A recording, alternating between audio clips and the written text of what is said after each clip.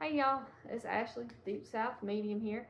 So I wanted to do a follow-up video to my Miramont Castle visit, which if you guys haven't watched the video, I get a little strangled and a little scratched. So I wanted to just follow up on that. So when I went to Miramont to do the video, the property was just extremely heavy and it was just thick. The energy was just standoffish. So there was like a barrier outside the Miramont. It was like kind of encasing the castle, kind of making its own little spot, you know. And it felt like a lot of the spirits there were stuck. So after I did my little video, I went back the next day and I actually crossed the spirit of a woman there, which the spirits. It's kind of interesting how that goes because you have some of the murderers and then you have the murder victims all in the same house together for hundreds of years, and you can just imagine how fun that is. So it created kind of like almost like an anxious environment, just like an angry, just oppressive, just kind of environment there. So when I crossed that woman, it created quite the stir. As you can imagine, I mean, somebody there for a really long time as part of a property. Um, it was it was interesting.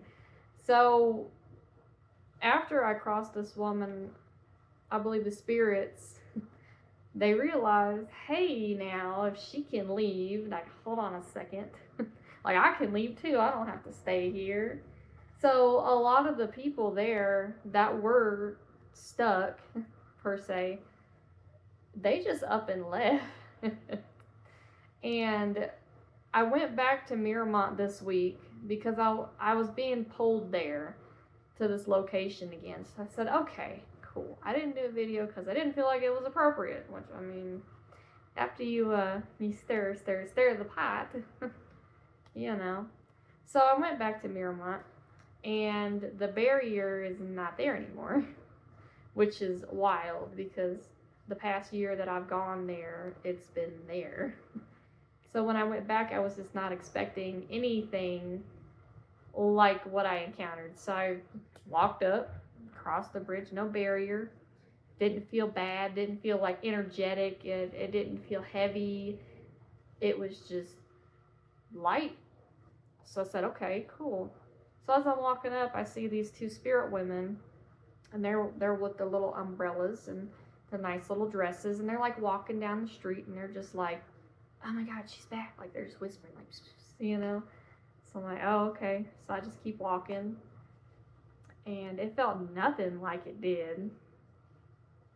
And before I left, one of the spirits of the women, they came up to me and they're like, hey, what happened to so and so? Like, is she okay? I'm like, oh yeah. You know, I crossed so and so. Like, she went into the light and she's doing real good for herself now. They're like, oh, okay, well, we were just wondering because, you know, she's just gone. I said, oh, well, yeah, I said she's doing real good. Real good. Which that man that gave me a little scratch, he didn't, I could feel him, he was like looking out the window at me out of that room. And I was like, okay, that's cool. He didn't quite like it when I was speaking about this woman that is crossed now. So I went back the next day because I wanted to see what it was like on the inside, because I'm like, oh my god, well, if the outside is so light and feels so great and amazing, you know, I'm sure the inside feels great too. So I went in, and it's nothing like it was. I was like, whoa, hold on a minute, that's crazy. It's not thick in there. It's very empty. It's like echoey, like you can hear the echoes now, and the energy's not just keeping everything just thick. It's light. So I was like, oh, okay, this is cool. So I went up and I spoke to that man upstairs. His name is Gene. And I went and spoke to this man. And I just told him, I'm like, look, man, like, the spirits were expressing that I had disrupted their household by sending somebody into the light. Apparently that was not, it shook things up a bit. shook things up a lot. So I was talking to the man, and I'm like, look, man, like, I'm just here to help. If you don't want to leave, you don't have to. I'm just here to talk. So we talked. It was a good talk, really good talk. His mom is there too.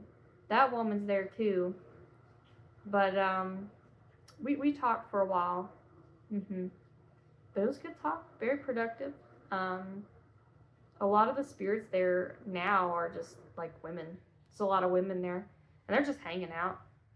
They're not doing nothing. They're just hanging out. So I'm like, okay, whatever.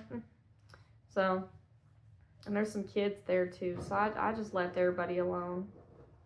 I just left everybody alone. I really helped the one that only the one that needed help, and it just feels like a totally different place now. So that's the job of the medium, though. You help who needs help, and if they don't want help, then I mean, that's up to them. They're people.